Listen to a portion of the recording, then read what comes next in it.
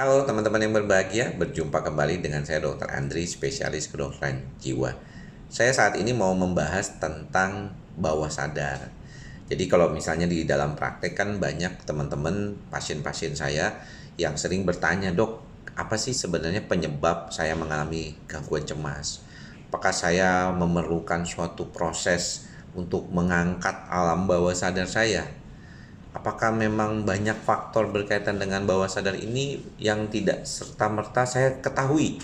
Mungkin saya perlu dihipnoterapi, atau mungkin saya memerlukan proses penggalian lebih dalam gitu ya.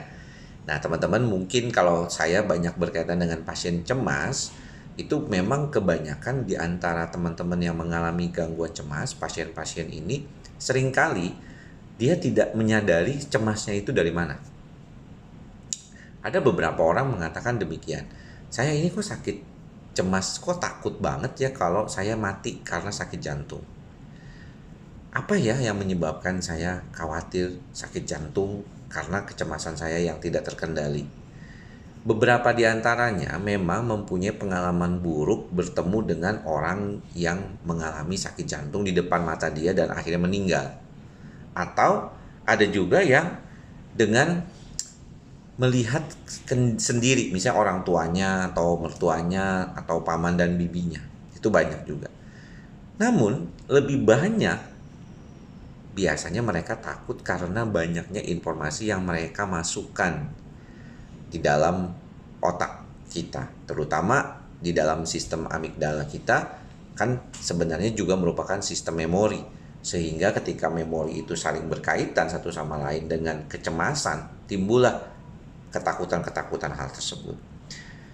Teman-teman, kalau kita berbicara tentang bawah sadar, artinya kita seringkali sebenarnya bukan mengatakan itu bawah sadar, tapi kita memasukkan itu secara tanpa sadar. Contohnya saja ketika teman-teman buka smartphone, kemudian buka aplikasi TikTok, lihat scrolling gitu ya, dan akhirnya teman-teman tanpa sadar kok kayaknya terus aja scroll gitu. Padahal apa yang dilihat, apapun yang didengar itu masuk sebenarnya di dalam otak. Terkait dengan pengolahan atau tidaknya sih tergantung keadaan saat itu. Tapi sebenarnya itu tetap masuk, tersimpan. Makanya kadang-kadang orang suka tidak menyadari bahwa ternyata apa yang dia alami sebenarnya merupakan akumulasi dari apa yang dia simpan selama ini. Ketakutan akan penyakit, kebanyakan baca-baca tentang penyakit, googling tentang penyakit. Pikiran-pikiran negatif datang timbul ketika itu langsung berkaitan dengan takut mati dan takut hal-hal yang lainnya. Inilah sebenarnya yang perlu diperhatikan sama teman-teman. Bagaimana cara men-stop ini adalah stop googling, stop melakukan pencarian informasi yang tidak perlu. Tanyakan kepada sumber yang benar, gak boleh self-diagnosis, sehingga kita memahami kenapa bisa demikian. Di dalam praktek saya sering mendapatkan kasus-kasus di mana mereka datang hanya untuk bertanya, sebenarnya apakah saya ini mengalami kondisi yang memang harus diperhatikan dan harus menjadi sumber kekhawatiran saya. Ternyata ketika kita sudah pelajari, nggak selalu berkaitan dengan hal tersebut. Karena pada dasarnya bawah sadar yang dia maksud adalah karena dia melakukannya tanpa kesadaran penuh. Itulah mengapa perlunya belajar mindfulness, belajar untuk tetap sadar.